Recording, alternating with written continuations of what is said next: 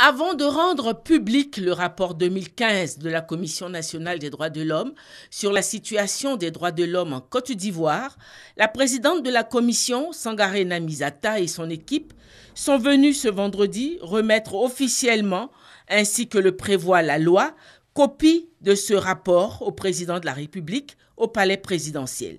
Présents à cette audience aux côtés du président de la République, les ministres Paulette Badjo-Ezouou des droits de l'homme et des libertés publiques, Marietou Koné de la solidarité, de la cohésion sociale et de l'indemnisation des victimes, Sansan Kambilé, garde des Sceaux, ministre de la Justice.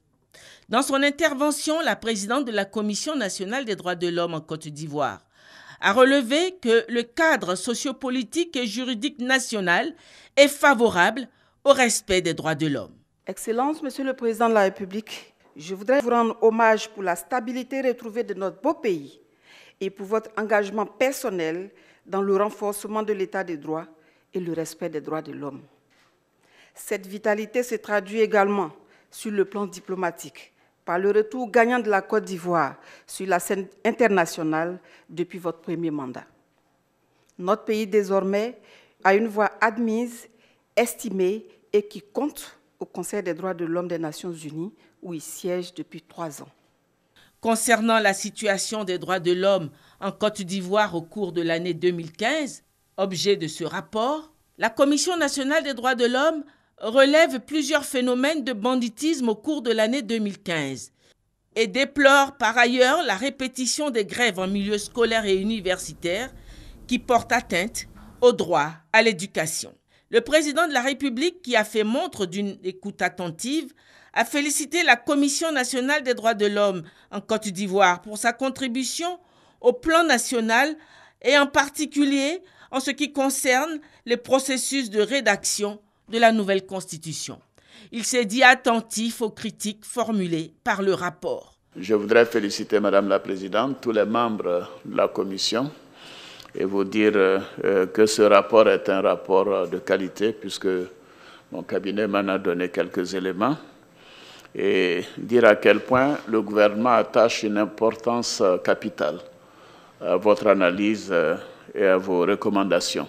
Je note vos observations concernant les questions des coupeurs de route. Nous sommes très préoccupés par cela.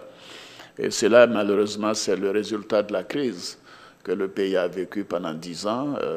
Il y a eu trop de personnes en armes dans ce pays qui ne devaient pas l'avoir. Et malheureusement, il en reste encore quelques-uns qui ont décidé d'utiliser comme métier ces activités de coupeurs de route.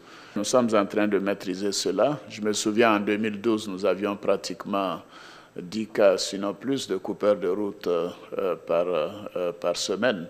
Maintenant, nous en avons 2 ou 3, quelquefois même pas du tout. C'est-à-dire qu'il y a un progrès considérable. Vous avez mentionné la question des grèves, et je suis entièrement d'accord que ces grèves, notamment quand elles sont illégales, intempestives, sont une violation de nos droits, parce que tout de même, c'est un droit fondamental d'avoir à envoyer nos enfants à l'école, de leur donner une instruction.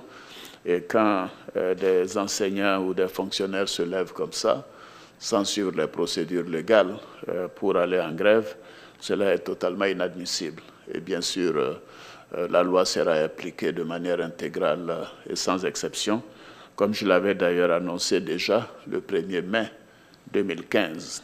Et donc, les uns et les autres ont le droit de grève, mais il faut suivre les procédures définies par la loi, et ceci a été bien établi. Et je m'en souviens que c'était quand j'étais Premier ministre, en 1992, que nous avons défini ensemble avec les syndicats le droit et les procédures à suivre pour aller en grève. La Commission nationale des droits de l'homme voit son audience grandir de plus en plus au sein de la population.